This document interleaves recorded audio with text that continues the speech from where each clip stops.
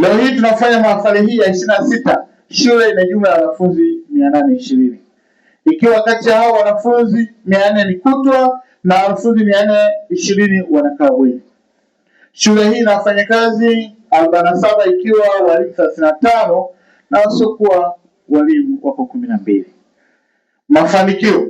Shule yetu imefanikiwa kwa kiasi kikubwa katika masuala mbalimbali.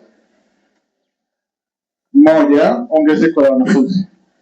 Kwa kipindi cha miaka mitano, yaani 2021 mpaka sasa 2026, idadi ya wanafunzi imeongezeka toka wanafunzi 345 kwa mwaka 2021 hadi kufikia wanafunzi 820 kwa mwaka huu.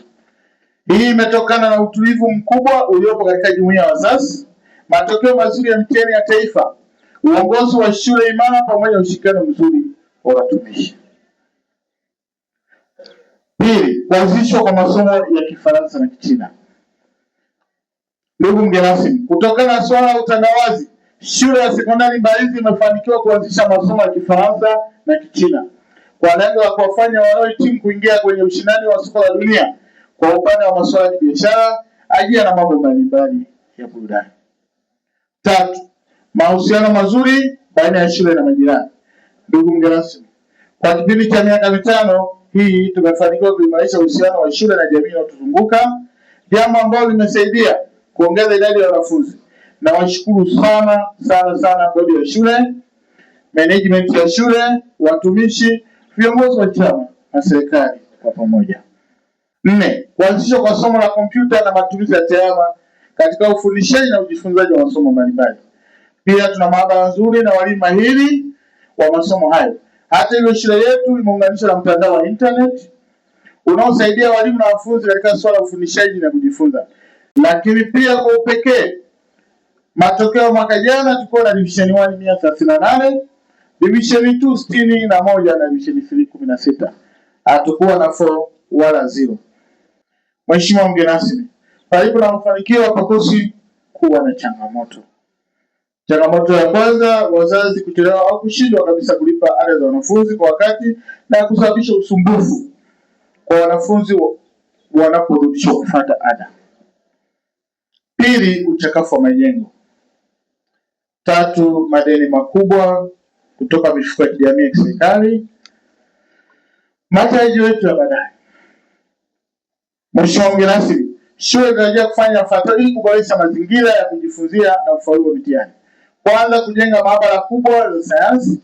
Hii itapelekea wanafunzi kusoma kwa uhuru zaidi ya ilivyo sasa.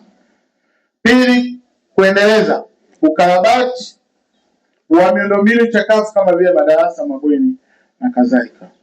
Niseme wazi, ndani ya miaka mitano iliyopita hii shule kila wakati kwa na migogoro, lakini alipoingia huyu headmaster wa sasa migogoro imefunga kabisa, hamna. Kwa nini tunakupongeza? Ni kwa sababu shule yenyewe ilikuwa sasa inashuka, ulipofika wewe ikaanza kupanda kwa kasi na mpaka sasa inaitwa high school, kwa maana ulipoitoa na ilipo sasa ni tofauti. Shida sio wewe peke yako, pamoja na walimu ambao nao umewapanga vizuri na umewasiti vizuri. Niseme Mungu awabariki sana. Lakini watoto ambao leo tuko kwa ajili yao pamoja na wazazi hao, tunashuhudia kipekee juu ya kwenda kumaliza kidato cha 6. Watoto wajue hii ni dhamana ya kushuhudia mbele ya wazazi hii kwamba wasituangushe kwenye mitihani na ukwenda. Wengi tumesema na wazazi wengi waliokuwa wanasema hapa mbele wakiashiria amani huko mbele. Tuwaombe sana watoto wetu, tutangulize Mungu kuwaombea ili wakafaulu, wakawe kinara kikubwa tunapoelekea mbele ya safari. Muwe na nidhamu kama mnataka kufanikiwa. Mwingine anaweza akafikiri leo amemaliza shule kwa hiyo yuko huru. Hakuna uhuru unaovuka mipaka ya nidhamu. Muwe na nidhamu, muwe na bidii na juhudi ya kujifunza, mkijua kwamba mitihani yenu iko mbele. Muwe na tabia na mwenendo mzuri. Mjiepushe. Nikushukuru sana wataalamu wetu wa Jeshi la Polisi kwa kazi maadili mlioeleza hapa. Sina haja ya kujieleza tena. Mmeelezwa misingi ya maadili. na hasa wale wanaocheza na mitandao ya kijamii. Mwe wazalendo, muipende nchi yenu, mwe watu wenye dini zenu, Mkristo Mkristo, Muislamu Muislamu. Msimamie misingi ya dini zenu inayowaelekeza kwenye maadili mema. Taifa hili linahitaji Watanzania wa kulijenga, na Watanzania watakaolijenga taifa hili ni wale ambao wana maadili mema, ni wazalendo wa nchi hii, wanapenda nchi yao na wanapenda kuliendeleza na kulijenga taifa lao. Ni imani yangu kwamba tutafanya hivyo.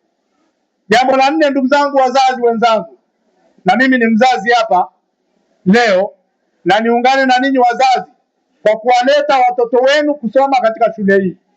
Niwaombe wazazi, tunapoondoka hapa tuendelee kusaidia walimu kuwalea vijana hawa, ili hata wanapoondoka kwenye mazingira ya shule kule wanapokwenda wawe na nidhamu na maadili mema, na wasimame vizuri kwa ajili ya kuandaliwa kuwa Watanzania bora na viongozi bora watakaoliongoza taifa letu.